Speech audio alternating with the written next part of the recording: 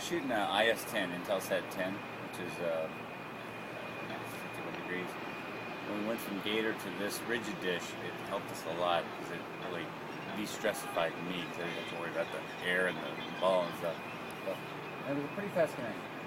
And right now, if you'll look across the way there, I have another dish. It's a HughesNet, and it's shooting a slightly different satellite. And not quite as fast, but it's a great backup system. This will be our primary. Once we find a new sponsor, we'll get back to using the 2.4 dish eventually. At least, we hope. And if you shoot up here, this is the central hub of all our electronics up here right now. These things here are just TV, headset TV. There's a little funky looking thing there. Up here, that we'll start with over in this corner. You see a gold base and a white. I mean, that's called a Motorola canopy system. It's a base unit. 5765. It operates about 5 gigahertz bandwidth for frequency. And it shoots out basically an omni signal from the Taj up to 10, 11 clicks.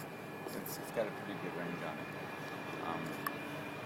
Right now I only have 2 subscriber nodes to that. One is at the public hospital, and one is the public university, or the Nangarhar University. And those are like my spokes. This is my base.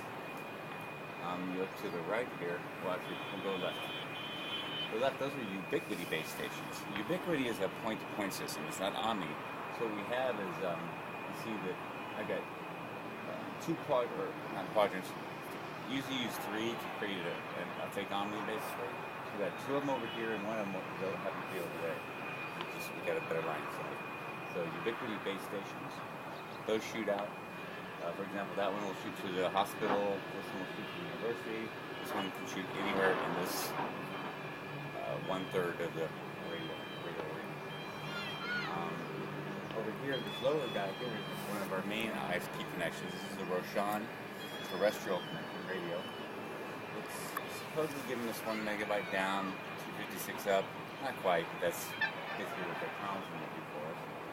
When you look over the other side of the house on the top there, that's the Asia Global ISP, and they're promising us 2 megabytes and 512 up.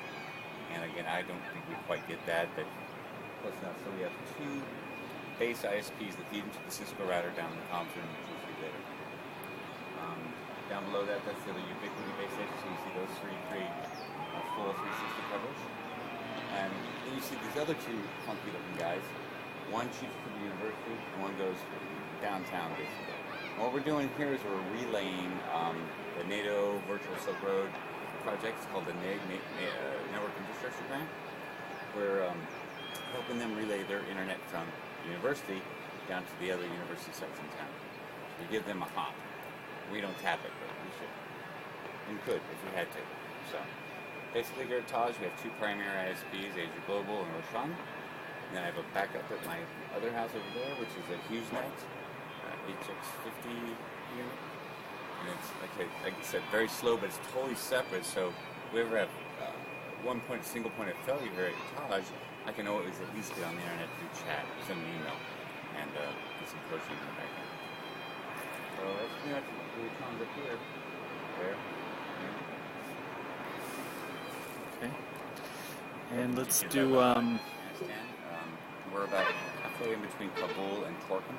Torkham's the border, which is this way. Kabul's up through there. And Jalalabad is about the halfway spot in eastern Afghanistan. And my name is Ken Krashar.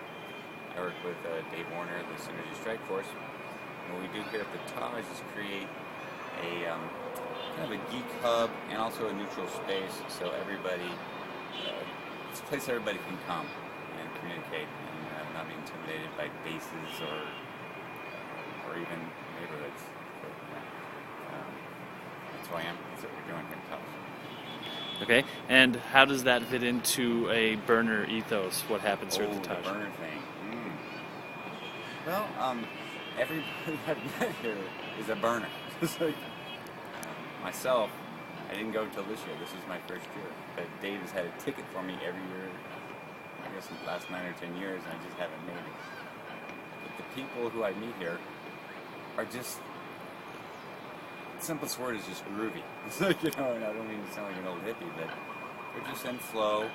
people who come here help a lot, and they have this ethos of love all, serve all kind of a vibe. And so we became a burner bar just by the fact that most people who were coming here were burners. And then those who hadn't been all went this year. So everybody now who on the City Strike Force has been to Burning Man thanks to Dave Warner. Okay, and just explain the burner bar briefly. How is that a neutral space, and what does that do in the middle of a war zone? Yeah, good point. Well, currently it's not what it used to be, but what it used to be primarily is a central place where people can relax with only internationals, not locals, share information, give information, and get information.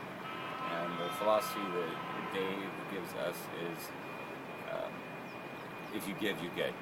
And this is not, proprietary or classified information. This is just useful, what we call white information. White information is really key in coin ops, in my opinion. White information is your social information, relationships that work and don't work, who needs what, anything as simple as maps to documents, but no PowerPoints. Is there a rule against PowerPoints? Yes. PowerPoint free zone. Some people use them, but they're useless. And why is information important in a war? Gosh, wow, why is information important? Well, it's all an info war. The bottom line of any war is really the info war is first and last. Everything else, kinetics and, killing people, it sucks, but it's all about the information leading up to a war and getting out of a war. So the info war here, to me, and this is my perspective, is the more we can share information with each other, the more we can do our projects or our jobs better. In my past in the DoD world, I noticed there was a lot of compartmentalization of information without classification, and nobody knew what anybody else was doing. What we're doing here, or what we have done here at Taj, is we've set up a system where it's all open. It's all open source, public reality, and published.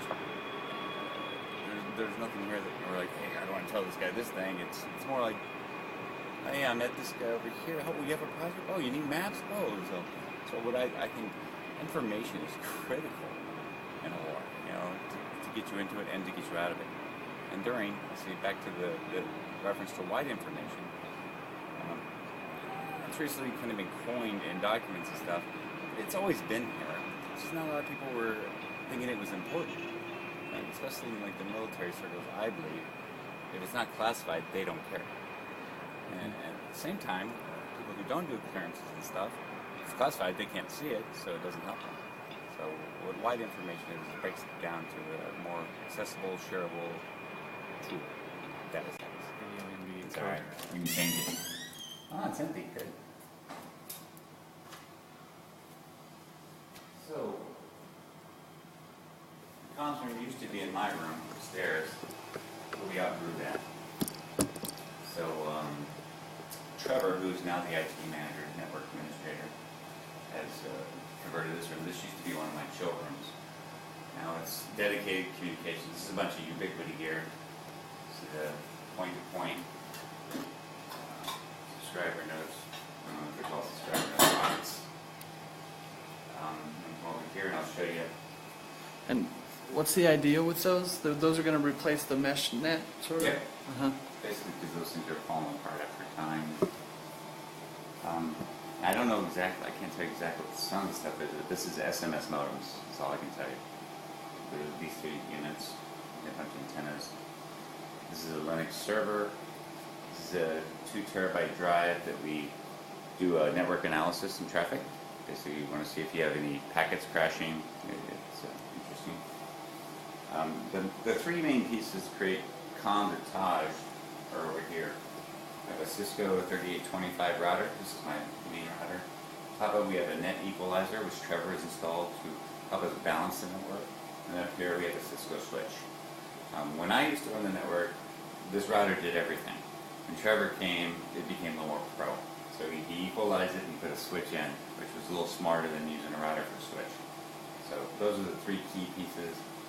The SMS modems, multiple UPSs, uninterruptible power supplies. And then we have something called the MedWeb servers. This is what we put in the hospitals. These are basically old Cobalt cubes. Sun bought them out, but they're basically just Linux boxes. But they run some proprietary things for patient records and radiology stuff. We've got these spread all over Afghanistan now. Huh. All right, let me just shoot.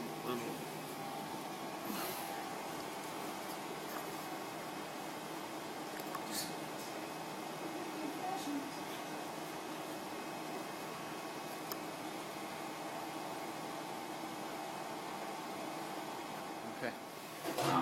The biggest problem we have at Taj is power. Even though we're on generators, the current is not stable. So what we did in this room is we had been using this outlet here. We go through a stabilizer, then we go through a voltage regulator, and you get a shot at it later. But basically, what we want to do is have 220. 220 is the best for these electronics. The other night it was up to 275 trips. It goes higher, everything goes down. So power is our most critical problem here. If we can get stable power, the trons will work fine. And what we're doing this week while I'm here is we had to stop using that plug because it was tripping off and blowing the regulator. Now you see a cord running across the room because we found a stable plug for the last couple of nights. But tomorrow what we're doing is run a dedicated wire directly from the generator on its own circuit to the comms room. And that's going to change our life because we won't be going down anymore. So I've been hearing reports that that's been bumping down for an hour every couple of nights. And when I got here, I saw this happening. I thought that it was the UPSs that were tripping, but they weren't. It was the current stability that was coming out of the generators. And we go from, we have two big generators, 110 kW and 35 or 45 kW. And we also have city power now. This is the first time I've been to Taj in 5 years that we've had 8 hours of city power at night. And it's really weird not hearing the generators on. Because it's, something's wrong right about it. The lights are on. So the city power has been helping us a lot, but it's not very stable yet. So having that regulator and the stabilizer is mandatory. And having a dedicated circuit coming from the generator room to here is going to greatly improve things.